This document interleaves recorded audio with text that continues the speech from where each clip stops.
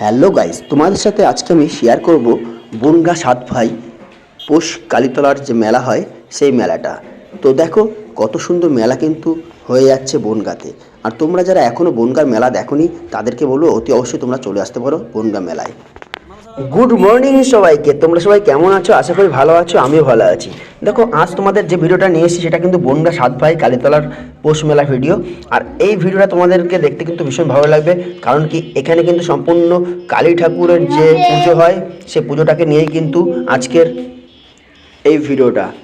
তো প্রতি শনিবার ও মঙ্গলবার সারা পৌষ মাস ভরে কিন্তু এই পুজোটা হয়ে থাকে। তোমরা যারা এখনও পুজো করনি, মাসের শেষের দিক হতে যাচ্ছে, তো তোমরা শনিবার এবং মঙ্গলবার চলে আসতেই পারো ৭ ভাই কালীতলাতে। আর এসে কিন্তু পুজোটা দিয়েই নিতে পারো। তোমাদের যার যার মনোবাঞ্ছা বা মনোকামনা আছে তোমরা কিন্তু করে যেতে পারো এবছর এসে। আর এখানে কিন্তু মনোবাঞ্ছা কিন্তু পূর্ণ হওয়ার দারুণ সুযোগ থাকে, কারণ কি মা কাউকে কিন্তু কখনো ফেরায় না। তো আমরা ইতিমধ্যেই পৌঁছে গেছি ৭ ভাই কালীতলায়। আর এই দেখো মায়ের মন্দিরের কাছাকাছি আমরা কিন্তু চলে এসেছি। আর মায়ের মন্দিরের কাছে পৌঁছে গেলে তোমরা ডান দিকে বাঁ দিকে দেখতে পাবে প্রচুর মানুষ কিন্তু মায়ের পুজোর সরঞ্জাম নিয়ে দাঁড়িয়ে আছে এবং আপনাদেরকে ডাকছে। তো যে কোনো একটা দোকানে তোমরা সরঞ্জাম কিনতে পারো, পুজোর সরঞ্জাম। আর সেখানে তোমরা তোমাদের যে সমস্ত জুতো আছে জুতোগুলো রেখে তোমরা যেতে পারো। ওখানে কিন্তু বিনা পয়সায় জুতো রাখা হয়। সেই সমস্ত দোকানদারগুলো কিন্তু জুতো রাখার ব্যবস্থা করে দেয়, কারণ কি জুতো পরে কিন্তু মন্দিরে প্রবেশ করতে পারবে না। তো দেখো আমরাও একটা সুন্দর দোকান থেকে একটা নিয়ে নিলাম একটা ডালা।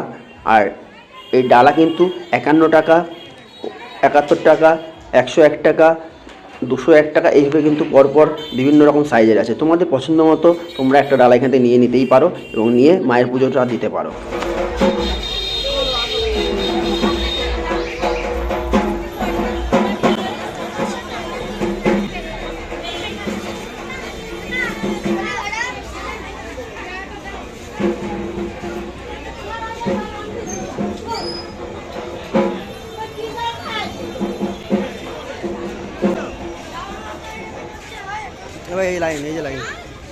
তোমাদের একটা কথা জানিয়ে রাখি, শনিবার এবং মঙ্গলবার প্রচুর লাইন পড়ে পুজো দেওয়ার জন্য।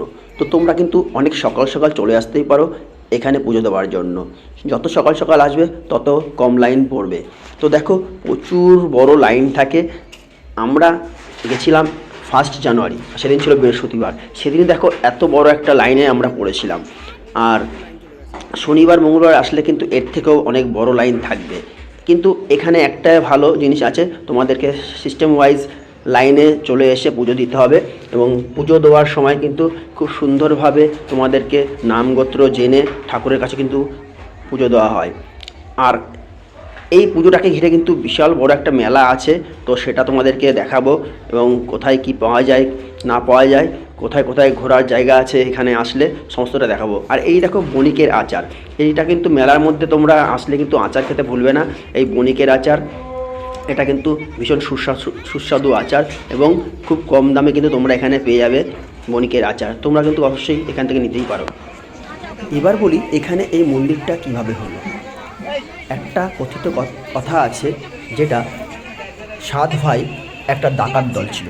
সেই ডাকাত দল বাংলাদেশ থেকে ডাকাতি করতে যাওয়ার সময় তখন ভগবান মা কালী তাদেরকে দেখা দিয়েছিল, বলেছিল তোরা সব কিছু ডাকাতি করে নিয়ে যাচ্ছিস, তো আমাকে কেন ফেলে যাচ্ছিস। তো তারা তখন সেই মায়ের মূর্তিটি ওখান থেকে নিয়ে এসে বনগাঁ এই ইছামতি নদীর পাড়ে কিন্তু তারা এই মায়ের পুজোটা করেছিল।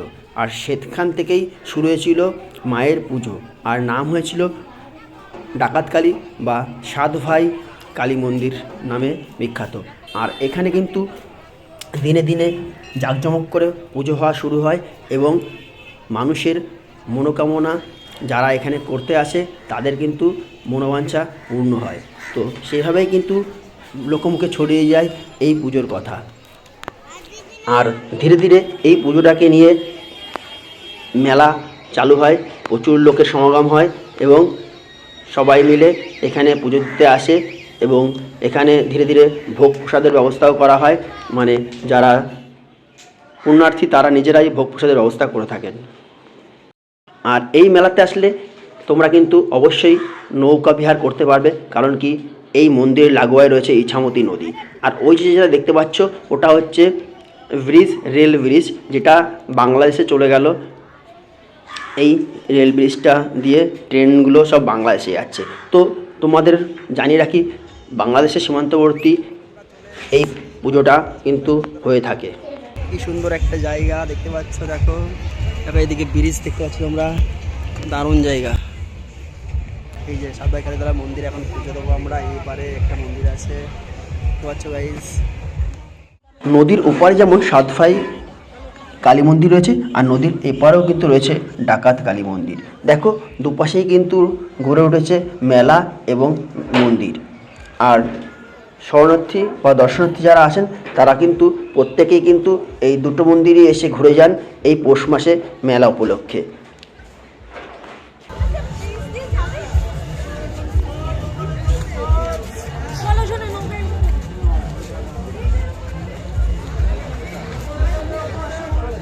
আর এই মন্দিরের মধ্যে যে প্রতিমা রয়েছে মা কালী, সেটা কিন্তু দশভুজা। দেখতেই পাচ্ছ কত সুন্দর মায়ের মুখটা, দেখলে যেন মনটা ভরে যায়। মা ভালো রেখো সবাইকে, এই আশা রাখবো সকলের সামনে।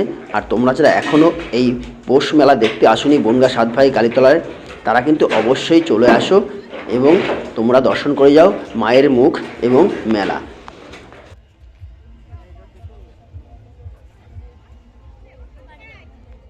আর আমরা এখন চলে এসেছি সেই রেল ব্রিজের ওপরে। দেখো রেল ব্রিজ থেকে ইছামতি নদীটা কিন্তু দেখতে ভীষণ ভালো লাগে না?